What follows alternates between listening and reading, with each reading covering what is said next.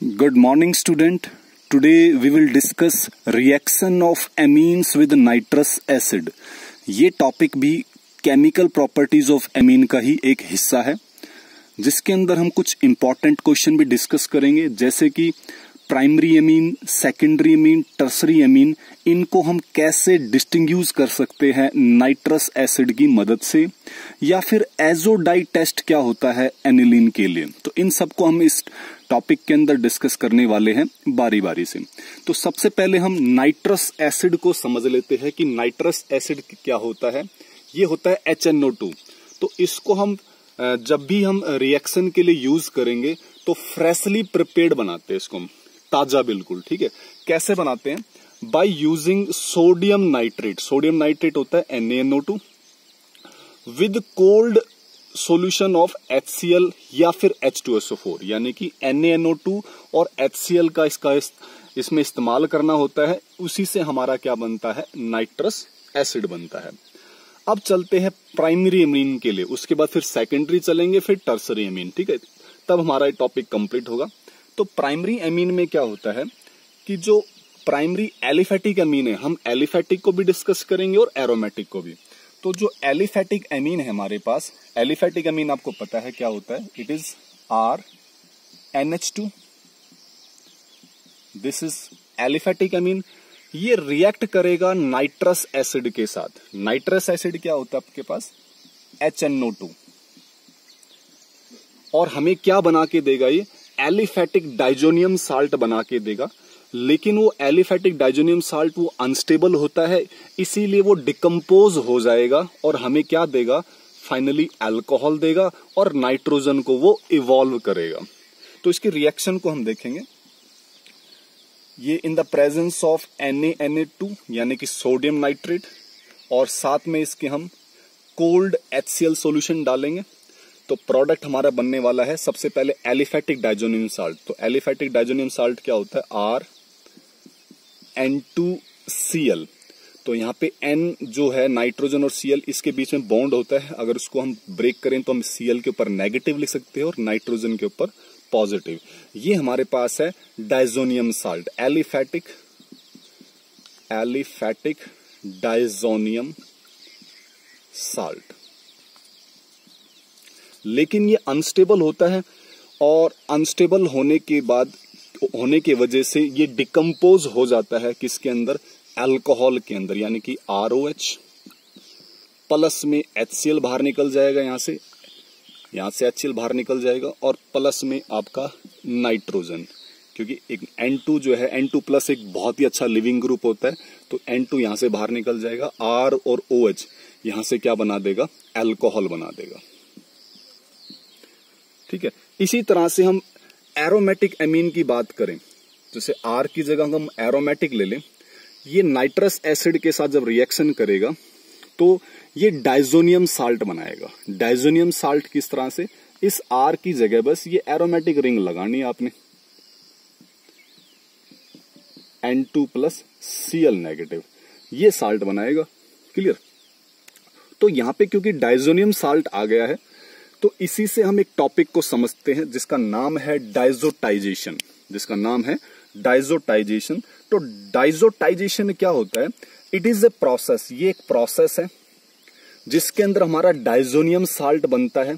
ये diazonium salt जो हम दिखा रहे हैं, कैसे? By the reaction of aromatic amino compound. यहां पे हम एमिनो कंपाउंड लेंगे। एमिनो कंपाउंड जैसे कि एग्जांपल के तौर पे ये आपके पास एमिनो कंपाउंड है।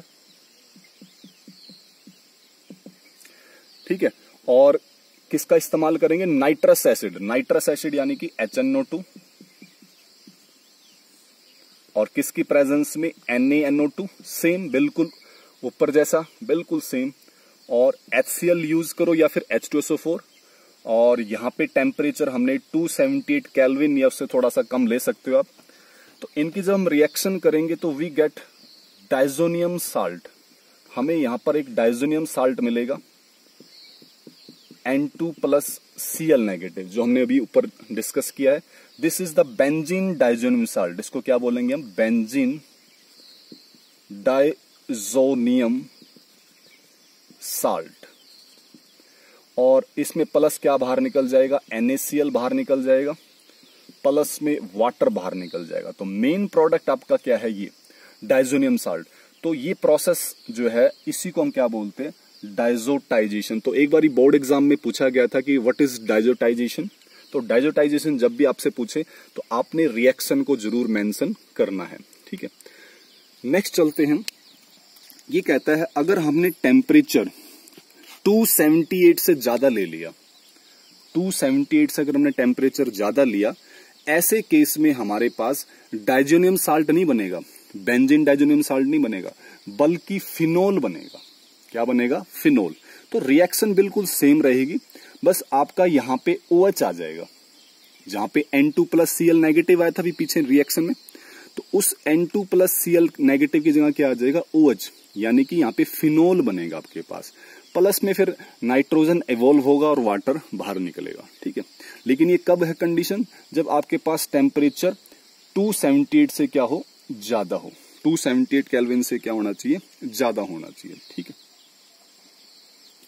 नेक्स्ट हम एक नोट पढ़ेंगे, बहुत इंपॉर्टेंट है, जिसको हमने एजोटाइट टेस्ट के नाम से भी दिया है।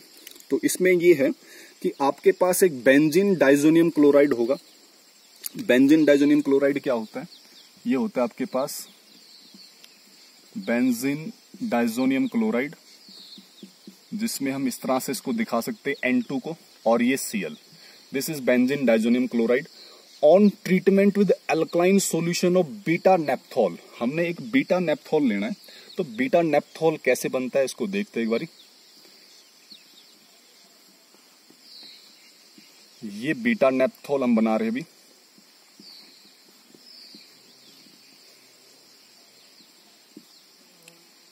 और ये OH इधर, और इस पोजीशन पे क्या लगा हो सकता है, H। तो ये है बीटा नेप्थॉल, बीटा नेप्थॉल, ठीक है। तो यहां पे रिएक्शन कैसे प्रोसीड होगी, देखो यहां से H और यहां से Cl, ये HCl बाहर निकल जाएगा, और इस रिएक्शन को हमने डाइल्यूट NaOH यानी कि अल्कलाइन मीडियम में करना है। डाइल्यूट NaOH जो कि अल्कलाइन मीडियम है। तो हमारा प्रोडक्ट क्या बनेगा, ये बनेगा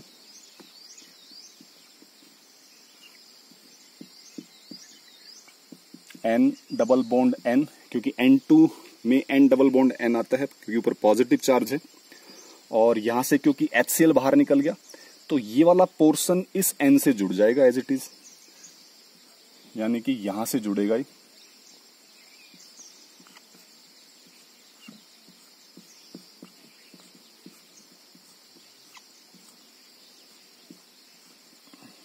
एक दो तीन चार पांच 6 मेंबर्ड होना चाहिए, 1 2 3 4 5 6, और यहाँ पे आपके पास OH।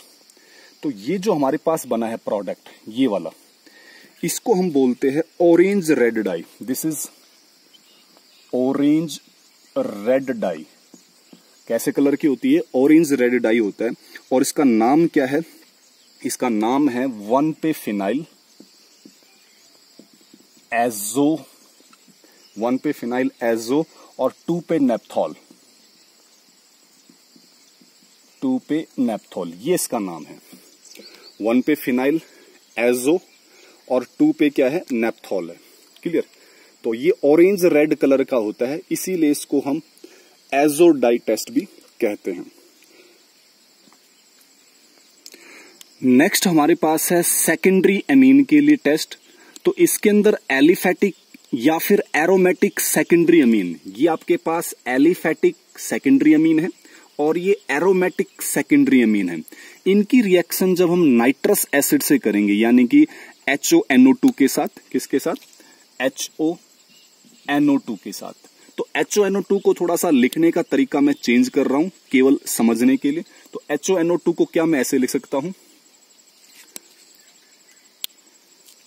सॉरी HNO2 होता है ये, HNO2, नाइट्रस एसिड क्या होता है, HNO2। तो HNO2 को मैं लिख रहा हूं इस तरह से, इसको चेंज करके, ताकि हमें आसानी से याद हो जाए। HO और NO, सेम केस यहां पे लिख देता हूं, HO और NO, ठीक है। केवल ये समझने के लिए हम कर रहे हैं इसको। तो ये नाइट्रस एसिड है, तो हमें क्या मिलता है यहां से, एक येलो ऑयली एन नाइट्रोसोएमीन मिलता है, जिसको हम लिवरमैन नाइट्रोसोएमीन रिएक्शन भी कहते हैं। ठीक है, तो रिएक्शन को चेक करते हैं एक बार इसकी। ये सारा का सारा जो काम होगा किसकी प्रेजेंस में होगा, बिल्कुल पहले वाले की तरह NaNO2 और साथ में आपने क्या लिया था HCl। सेम केस यहाँ पे NaNO2 और HCl। अब देखो यहां से निकलेगा आपका OH और यहां से H, ये बाहर निकल जाएगा। सेम यहां से H इसका और OH इसका, वाटर बाहर निकल जाएगा। ये NO पार्ट इससे अटैच हो जाएगा, सेम यहां पे NO पार्ट इससे अटैच हो जाएगा। तो आपके पास फाइनली प्रोडक्ट बनेगा, यहां से बनेगा R N और इस पे एक और R और यहां पे क्या जुड़ गया आपके पास NO। इसको बोलते हम नाइट्रोसोएमीन, नाइट्रोसोएमीन। प्लस में क्या बाहर निकल गया, वाटर। ठीक है, तो यहां पे ये प्रोडक्ट बनेगा। क्लियर। तो जहां पे प्राइमरी अमीन में क्या बन रहा था, डाइजोनियम साल्ट बन रहा था, उसके बाद अल्कोहल बन रहा था, यहां पे क्या बनेगा, नाइट्रोसोएमीन बनेगा। सेम केस यहां पे देखो, CH3 नाइट्रोजन, नाइट्रोजन पर ये एरोमेटिक पार्ट और इस पर क्या जुड़ जाएगा, NO। तो इसको हम बोलते हैं N नाइट्रोसो, N पे मिथाइल एनिलीन। और ये कैसा होता है, येलो ऑयली लिक्विड होता है, येलो कलर का और ऑयली लिक्विड होता है। ठीक है, N पे नाइट्रोसो, नाइट्रोसो किसके लिए बोला गया, इसके लिए बोला गया है, ये है। ठीक है, ये नाइट्रोसो। और N पे मिथाइल, N पे ये मिथाइल है और एनिलीन तो है ही। ठीक है, और फाइनली हमारे पास है टर्सरी एमीन के लिए, जिसमें हम एलिफैटिक टर्सरी एमीन, ये बाद में हम एरोमेटिक टर्सरी एमीन का भी यूज करेंगे। तो ये जब नाइट्रस एसिड के साथ रिएक्शन करते हैं तो ये बनाते हैं water soluble nitrite salt, water soluble nitrite salt बनाते हैं, जो कि अनस्टेबल होता है, इसीलिए वो डिकम्पोज हो जाता है वार्म करने से, गर्म करने से, और हमें फाइनली क्या प्रोडक्ट देता है, नाइट्रोसोएमीन एंड अल्कोहल। देखो प्राइमरी एमीन में आपको अल्कोहल मिला था, सेकेंडरी एमीन में आपको नाइट्रोसोएमीन मिलेगा, और टर्सरी एमीन में दोनों चीज, नाइट्रोसोएमीन भी मिलेगी और साथ के साथ अल्कोहल भी मिलेगा। यानी कि जो प्राइमरी एमीन का और जो सेकेंडरी एमीन का जो प्रोडक्ट था वो आपको दोनों के दोनों टर्सरी एमीन में दिखाई देंगे। तो ये डिफरेंस भी है साथ के साथ। तो यहां पे हम लेते हैं टर्सरी एमीन जो कि एलिफैटिक है, इसकी रिएक्शन हम करेंगे नाइट्रस एसिड के साथ यानी कि HNO2 के साथ, तो हमें यहां से मिलेगा नाइट्राइट साल्ट। देखो नाइट्राइट साल्ट क्या होता है, R3, एक R, दूसरा R, तीसरा R, और N और H, R3NH, ये पार्ट हो जाएगा आपका पॉजिटिव का। ठीक है, इसको मैं यहां भी दिखा सकता हूं N के ऊपर। ठीक है, और बाकी आपके पास रह गया NO2 जो कि रहेगा आपका नेगेटिव वाला हिस्सा। ठीक है, तो आप चाहो, क्योंकि यहां मैंने क्यों दिखाया है, क्योंकि नाइट्रोजन ने एक तरह से 4 बॉन्ड बना रखे हैं यहाँ पे। ठीक है, इसीलिए मैंने प्लस चार्ज नाइट्रोजन के ऊपर दिखाया। इसी को हम बोलते हैं नाइट्राइट साल्ट, ये नाइट्राइट साल्ट है। अब ये क्या होगा, इसको वार्म करेंगे क्योंकि अनस्टेबल है, तो इसको वार्म कर लेते हैं। वार्म करने से क्या होगा, ये नाइट्रोसोएमीन में ब्रेक हो जाएगा। नाइट्रोसोएमीन आपने भी पढ़ा भी था, नाइट्रोसोएमीन ये होता है हमारे पास। ठीक है, और प्लस में आपके पास निकल जाएगा यहां से, क्योंकि एक R बचा हुआ है ना, और एक R बचा हुआ है और एक ऑक्सीजन यहां से बचा हुआ है और एक हाइड्रोजन ये बचा हुआ है, यानी कि ROH अल्कोहल, और ये आपके पास क्या है, नाइट्रोसोएमीन। अब देखते हैं इसका एरोमेटिक टर्सरी एमीन में क्या बनेगा। तो जब हम एरोमेटिक टर्सरी एमीन को रिएक्ट करेंगे नाइट्रस एसिड से, नाइट्रस एसिड यानी कि HNO2, तो HNO2 को थोड़ा लिखने का तरीका चेंज कर रहा हूं, मैं इसको लिखता हूं HO और NO।